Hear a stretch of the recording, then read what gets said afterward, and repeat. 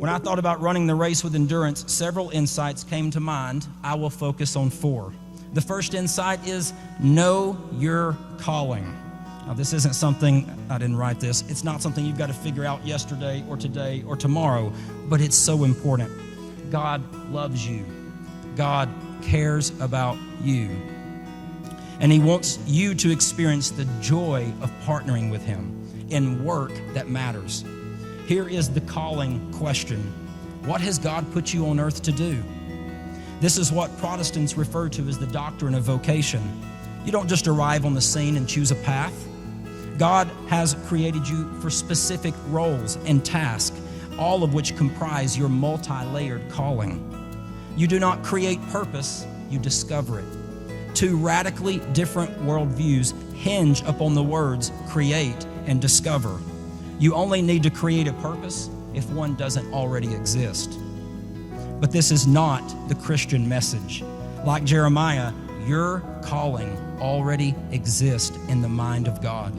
All you have to do is discover it and then run. In the words of C.S. Lewis, God is the landlord, we are only tenants. Know your calling. The second insight is be courageous. Now, I get it, right? It's like, can he say anything that's more cliche than, don't be afraid or overcome your fears or be courageous? And somehow I still could not resist the urge of putting in here because I think it is so important, right? Everybody's afraid of something, right? I still to this day get nervous every time that I speak in front of people, and I love to do it, and I still get nervous. It's just part of it. Sometimes you might be afraid of the thing that you want to do the most, right? So be courageous. A few months ago, Enlightium emailed me. I was so honored. They invited me to give this speech, and within a few weeks, something happened to my home that I thought, I've got to include that and hopefully connect some of the dots. So I have an 8-year-old boy. He's a gentle soul. He's amazing, creative. I have Rayma, 4-year-old. She's amazing. She's just fire, right? And then I have Eden. She turns 1 this next week. And I don't know if she's cried 5 times in the last year because with everything else going on, I'm convinced she's just taking it all in. So this story's about Rayma, fire, right? She comes in the house about 3 months ago screaming. And I mean, we've got concrete floors. It's loud.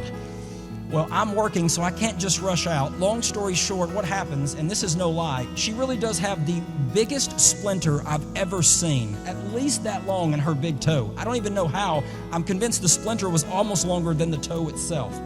Anyway, so at that point, my wife Allison went to work trying to get this splinter out of the loudest, floppiest creature that I've ever witnessed. Many battles were lost before the war was won. After 20 to 30 minutes, I hear my wife say to her, Rayma, if you will just have courage for 3 seconds, I can get this for you. I can promise you that while much of life is mundane and ordinary, and this is not a bad thing, there will arise rare and unique opportunities when you least expect it. When they come, take a deep breath or hold your breath or do whatever you need to do and then be insane for 3 or 20 seconds and see what God will do. The third insight is focus. Another way of saying this is don't be easily distracted. One key question upon which your success will hinge is, will you stay focused? In 2015, this will encourage us, part of the human race, Time magazine published an article stating that from the year 2000 to 2015, the attention span of adults decreased from 12 seconds to 8. Congratulations, human race. This is less than goldfish, which remain focused on an object or task for 9 seconds. So in 2000, we were the superior species. I'm not so sure 15 years later, right? All right. Solomon said, go to the ant. Maybe we should say, go to the goldfish. Will you spend your life trying everything and attempting to be good at several things? Or will you find your niche, put down roots, prepare and train for years, and become excellent in 1 or 2 things? Don't spread yourself too thin. Don't become easily distracted. Find your lane and run. Put the long term in your sights. Figure out what you need to get there and work hard with your hands while remaining patient in your heart. Life is a marathon, not a sprint. The fourth and last insight is that you must surround yourself with godly people. Okay, so you're probably expecting that type of thing, but again, kind of like the be courageous, I could not leave it out because there's few things that are more important than this. Few things will determine your future more than who you choose for friends. This is also true of mentors. This might be a bold statement, but show me who you surround yourself with, and I can predict your life. I have a friend in Winsboro, Texas named Randy. He is retired, is about 15 years older than me. He's really strange and works in a garden all the time now that he's retired.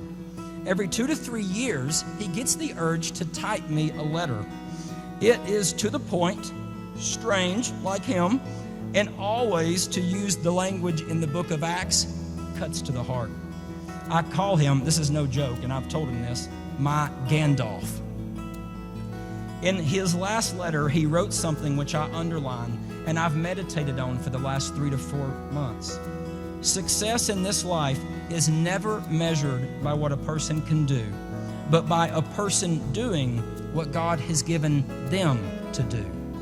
Calling, vocation.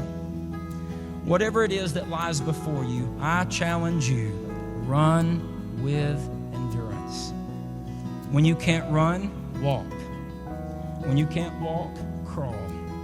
When you can't crawl, let others carry you. Mother Teresa once prayed, I don't pray for success, I pray for faithfulness. Superficiality is the curse of our age. By the way, this is a quote by Richard Foster. The doctrine of instant satisfaction is a primary spiritual problem. The desperate need today is not for a greater number of intelligent people or gifted people, but for deep people. Thank you.